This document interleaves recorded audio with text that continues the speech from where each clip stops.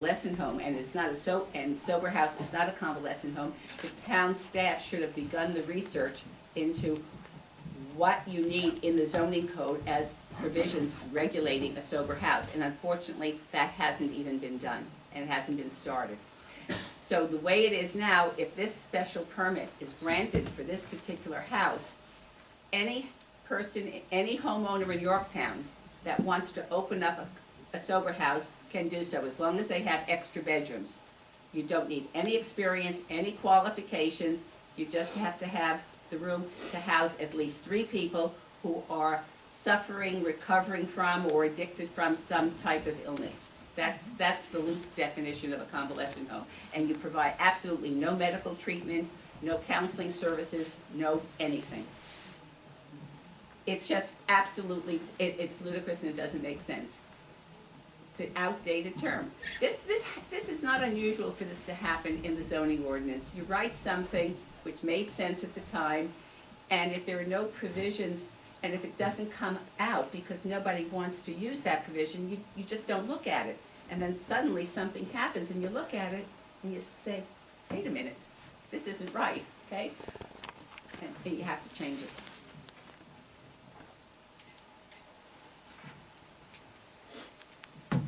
Thank you. Do you believe town board members deserve to be paid more than the current approximate $18,000 salary?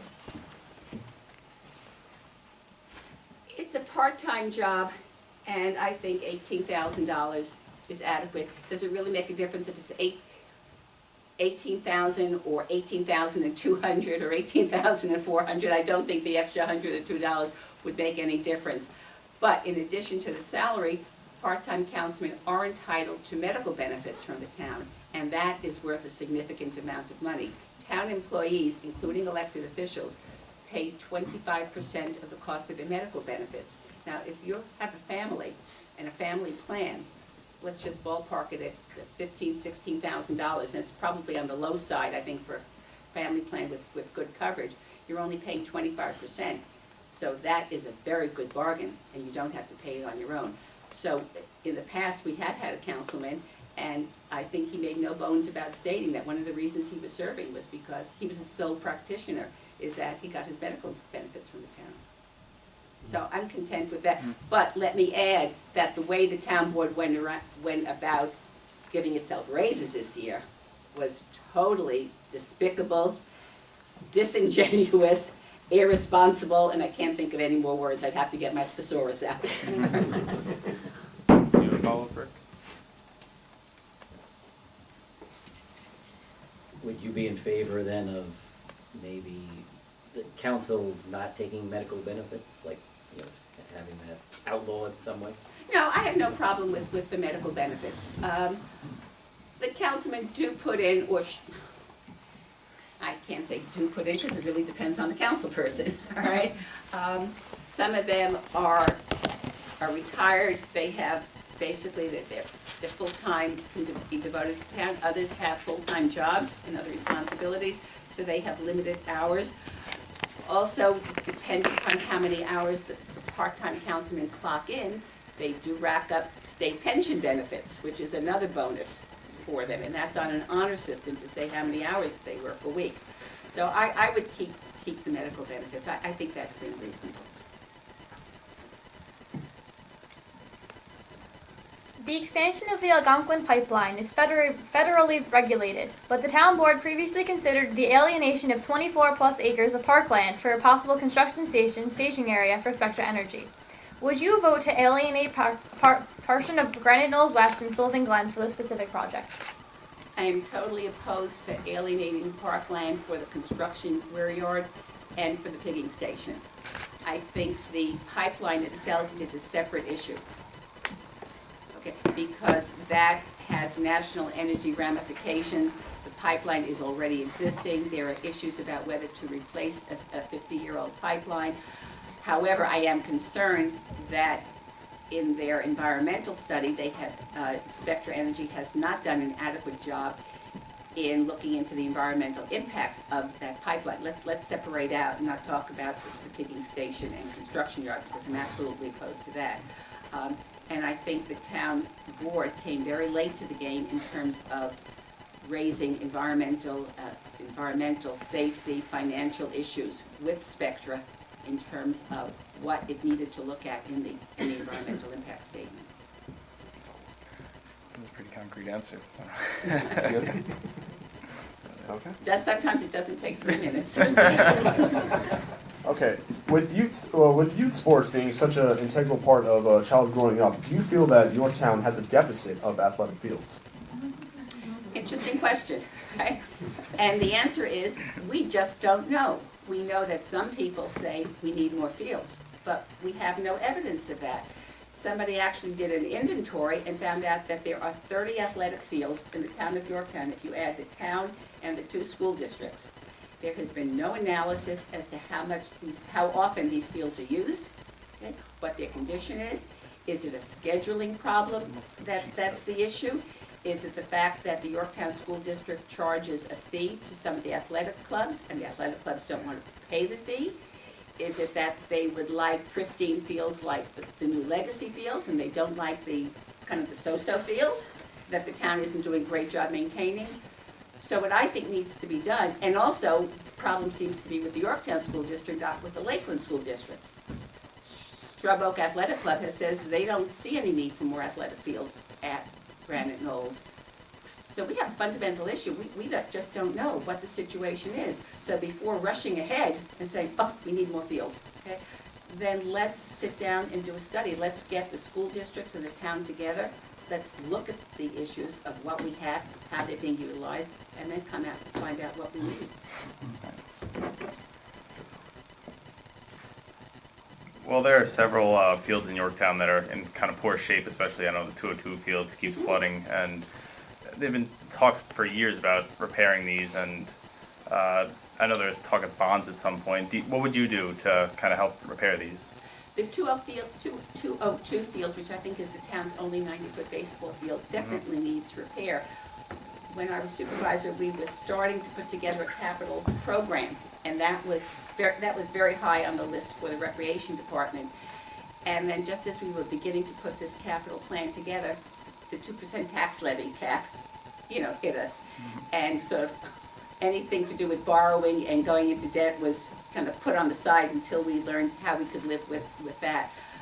But fortunately, some money came from the state through Senator Ball, kind of a very convoluted issue that was years in the making, and some state money is coming to help rehabilitate those fields. And I think the town is, if it hasn't already gone out to bid for the work, it's going to be in the process, so that will be taken care of. The other thing is, we do not properly maintain our facilities, both our buildings and also our fields. I learned when I was supervisor, I really couldn't believe it, that we were still paying off a bond for the Downing tennis courts, and 3 of them were already closed because they were in such disrepair. There's just no excuse.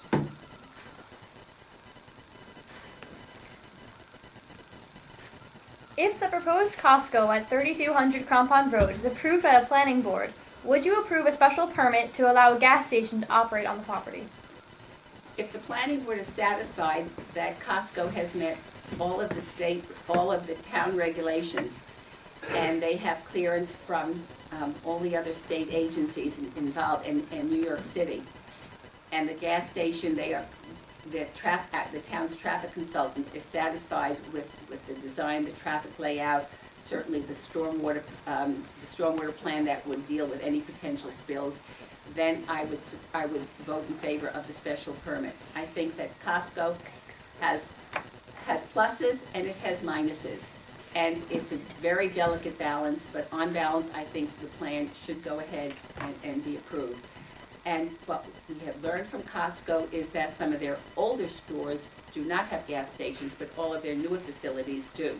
So if we want Costco and the benefits it will bring to Yorktown, we accept the gas station.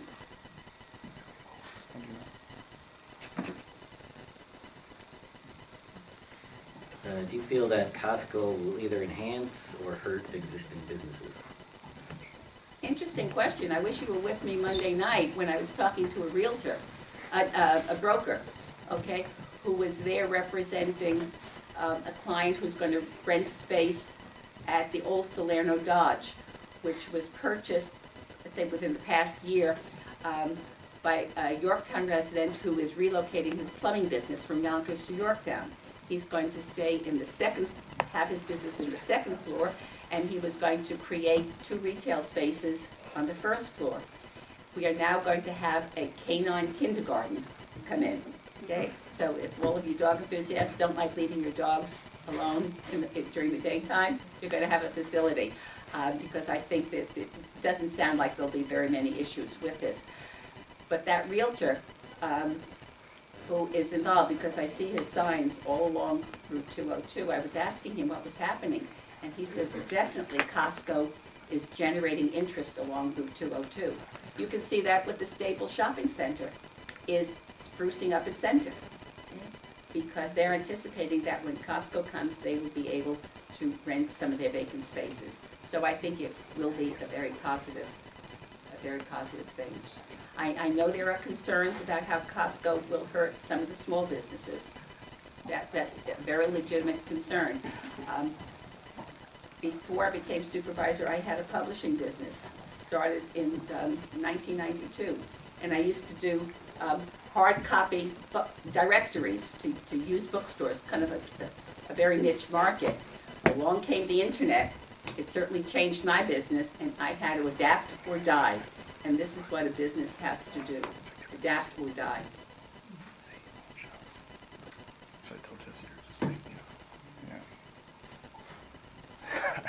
Just got word personal issues. I guess Tom Diana says he will not show. Well, we'll continue to debate. I really am sorry, because I think that the voters should get to meet both candidates. And forums like this, and that's why I appreciate what the students have done, is this is the best way to have both candidates answer at the same time, answer the same questions. We may agree on some, we may disagree, and you get that back and forth, which is a very valuable way. Instead of just reading campaign literature that you're all, I think, aware of how it can be exaggerated in campaign literature. You can say almost anything.